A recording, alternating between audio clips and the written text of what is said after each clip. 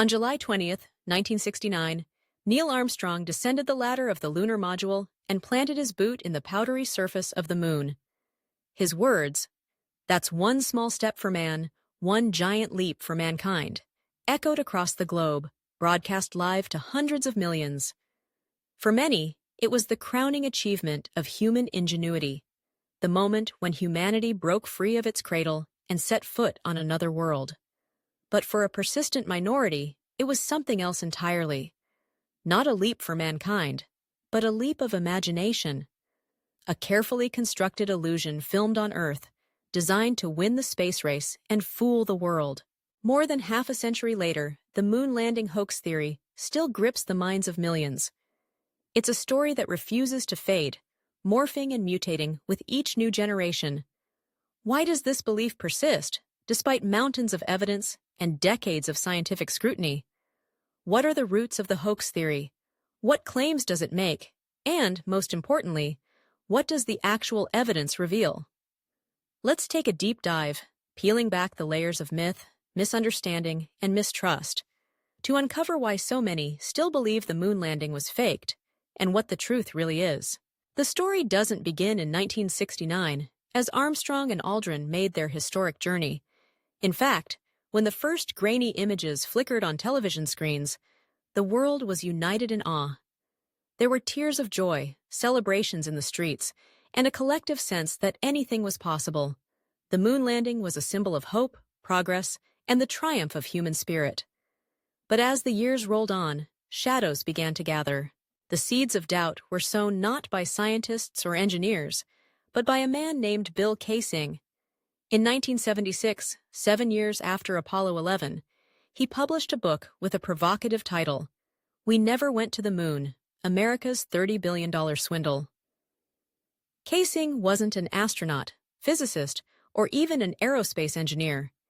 He had worked briefly as a technical writer for Rocketdyne, a company that built rocket engines for NASA, but his expertise ended there. Nevertheless, his book struck a chord in a nation reeling from the Vietnam War and the Watergate scandal. Trust in government was at an all-time low. Conspiracy theories, once the domain of the fringe, began to seep into mainstream culture. Kaysing's claims were bold and simple. The moon landings were staged, filmed in secret by NASA to beat the Soviets and maintain America's technological prestige. The evidence, he argued, was hidden in plain sight, in the photographs, the videos, the very physics of the mission. It was a message perfectly tailored to a skeptical age, and it found fertile ground. Tabloid newspapers, late-night radio hosts, and eventually the nascent internet all amplified the message. Soon, the moon landing hoax theory had become a cultural phenomenon, a persistent thorn in the side of science and history. But what exactly were these claims? Why did they resonate so powerfully, and do they hold up under scrutiny? To understand the enduring appeal of the moon landing hoax, we need to examine the main arguments put forward by deniers, and the scientific reality behind each one. Perhaps the most iconic image from Apollo 11 is that of the American flag, planted on the lunar surface. In the photograph, the flag appears to ripple and wave, as if caught in a breeze. But, skeptics ask, how can there be wind on the moon, which has no atmosphere? The answer is both simple and revealing. The flag was designed with a horizontal rod along the top, so it would stand outstretched in the airless environment. When Armstrong and Aldrin twisted the pole into the lunar soil, the flag fluttered, not because of wind, but because of the motion imparted by the astronauts. In the vacuum, with no air resistance, the fabric continued to move for a few moments before settling. The effect is strange to our Earth-trained eyes, but it's exactly what physics predicts. Another popular claim is the absence of stars in the lunar sky. In every Apollo photo, the sky is a deep, featureless black, devoid of the countless stars that should, in theory, be visible. This, critics argue, suggests the photos were taken in a studio, with a black backdrop. But the reality is a matter of basic photography. The lunar surface is bathed in harsh sunlight, and the astronauts' white suits reflect light intensely. The cameras were set to fast shutter speeds and small apertures to avoid overexposing the scene. Stars, which are far dimmer than the sunlit landscape, simply don't register in these settings. It's the same reason you don't see stars in daytime photos on Earth, even on the clearest nights. Then there are the shadows.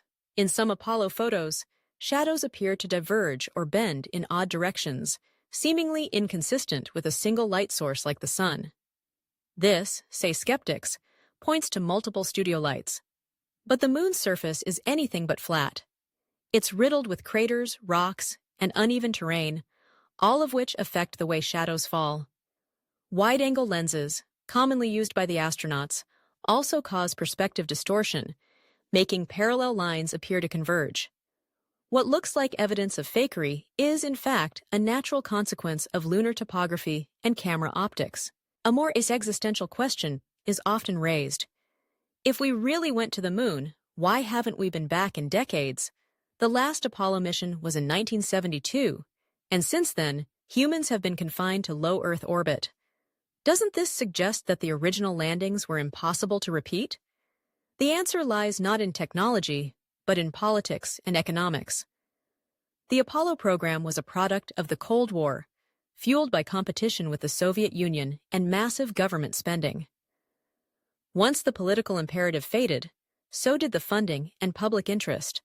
NASA shifted its focus to space stations, robotic exploration, and, more recently, plans to return to the moon and venture to Mars. The absence of recent lunar missions is a reflection of shifting priorities, not a lack of capability. Still others point to the look of the moon itself. The lighting, they say, is too perfect. The landscape too barren and artificial. But the moon is, by definition, alien. With no atmosphere to scatter sunlight, shadows are razor-sharp, and the surface reflects light in ways unfamiliar to us. The fine dust, called regolith, creates a unique glow, bouncing sunlight in all directions. To our eyes, conditioned by Earth's blue sky and diffuse lighting, the lunar environment appears surreal, but that's exactly what we should expect. One of the more technical arguments centers on the Van Allen radiation belts, regions of intense radiation encircling the Earth. Critics claim that passage through these belts would have been fatal to the Apollo astronauts, rendering the mission impossible. But NASA's engineers were well aware of the hazard. The flight path was carefully chosen to minimize exposure, and the spacecraft's shielding provided further protection. The astronauts passed through the belts quickly, receiving a dose of radiation equivalent to a chest X-ray, well within safe limits. So, if the hoax theory's main arguments fall apart under scrutiny, what evidence do we have that the moon landings were real?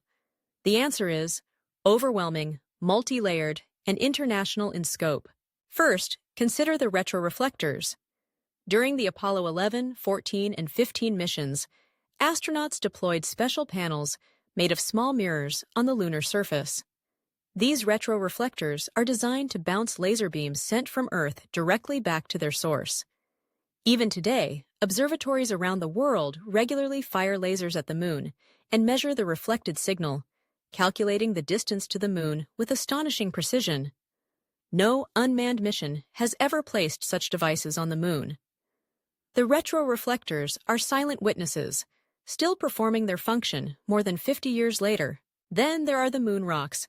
Between 1969 and 1972, the Apollo missions brought back 842 pounds, 382 kilograms, of lunar material. These rocks have been studied not just by American scientists, but by researchers around the world, including those in countries with no political incentive to support NASA's claims. Lunar rocks are distinct from anything found on Earth. They contain tiny glass beads formed by micrometeorite impacts, a process that can only occur in the airless environment of the moon. Their isotopic composition, exposure to cosmic radiation, and lack of water all point to an extraterrestrial origin. No known technology, then or now, could manufacture such material artificially. The photographic record is equally compelling. The Apollo missions produced over 8,400 high-resolution photographs, along with hours of film and television footage. These images capture every stage of the journey, from liftoff to splashdown. The sheer volume, consistency, and technical accuracy of this material would be virtually impossible to fake, especially with the technology available in the 1960s. Modern analyses confirm that the lighting, shadows, and dust behavior are all consistent with a vacuum environment and lunar gravity. Astronauts move in a way that matches 1/6 of Earth's gravity, and the dust kicked up by their boots falls in graceful parabolas, something that cannot be replicated on Earth without elaborate and expensive special effects. Perhaps most convincing of all is the role played by third parties, especially the Soviet Union. At the height of the Cold War, the Soviets tracked every Apollo mission with their own radar, telescopes, and radio receivers.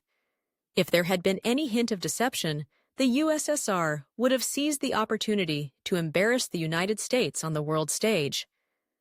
Instead, Soviet scientists and officials publicly acknowledged the success of the Apollo missions, even sending their own congratulations. The idea of a global conspiracy, involving not just NASA, but its Cold War rival, stretches credulity to the breaking point. In recent years, technology has provided even more confirmation. NASA's Lunar Reconnaissance Orbiter, launched in 2009, has captured high-resolution images of the Apollo landing sites. The descent stages of the lunar modules, scientific instruments, and even the trails left by astronauts and lunar rovers are clearly visible, exactly where they should be. These artifacts have remained undisturbed for decades, silent monuments to human achievement. Radio signals and telemetry data provide yet another layer of evidence. Apollo missions were tracked by ground stations around the world, including in Spain and Australia. The data, real-time measurements of position, speed, and other parameters, were recorded and analyzed independently. Amateur radio operators, using their own equipment, picked up transmissions from the spacecraft as it traveled to and from the moon. Faking such signals would require not only sophisticated technology, but the cooperation of countless independent observers. Taken together, the evidence for the moon landings is overwhelming, spanning physical artifacts, scientific analysis, photographic documentation, international observation, and independent verification. To deny the moon landing is to ignore not just one piece of evidence, but an entire tapestry woven over decades by thousands of people across the globe. So, if the facts are so clear, why does the moon landing hoax theory persist?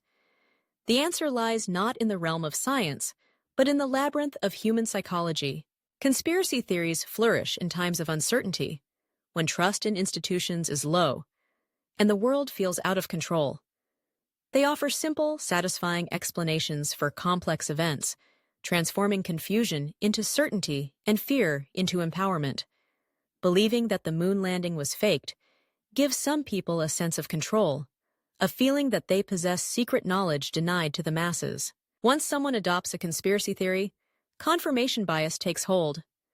They seek out information that supports their belief and dismiss anything that contradicts it, no matter how compelling. The Internet, with its endless supply of videos, articles, and forums, amplifies this effect, creating echo chambers where falsehoods are repeated and reinforced. Pop culture plays its part as well. Television specials, movies, and memes keep the hoax theory alive in the public imagination. Some treat it as a joke, a bit of harmless skepticism.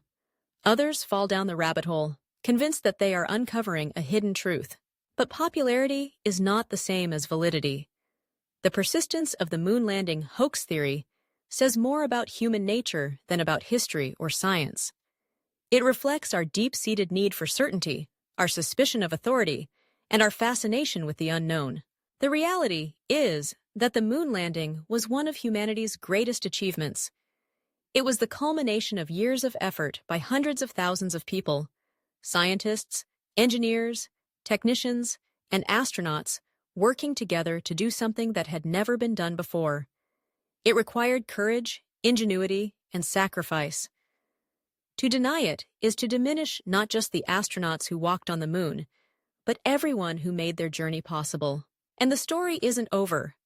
NASA's Artemis program is preparing to return humans to the moon, this time including the first woman and the first person of color. New nations, including China and India, are planning their own lunar missions. The next chapter of lunar exploration is about to begin. The evidence for the moon landings is not hidden or mysterious. It's there for anyone willing to look, with open eyes and an open mind. The retro reflectors still gleam on the lunar surface, waiting for a pulse of laser light. The moon rocks still sit in laboratories around the world, their secrets revealed under the microscope. The photographs, the telemetry, the radio signals, all tell the same story. The moon landing wasn't a hoax. It was a moment, a bold, dangerous, magnificent leap for all humanity. The truth still stands, 238,000 miles away, in the silent dust of the Sea of Tranquility. And as we look up at the moon, we can remember not just where we've been, but where we're going next. For those who love mysteries, who crave the thrill of discovery and the satisfaction of truth, there is always more to learn. The moon landing hoax theory is a testament to the power of skepticism, but also a reminder of the importance of evidence, reason, and the enduring human spirit. Because in the end, the greatest adventure is not in doubting what we have achieved, but in daring to dream of what comes next.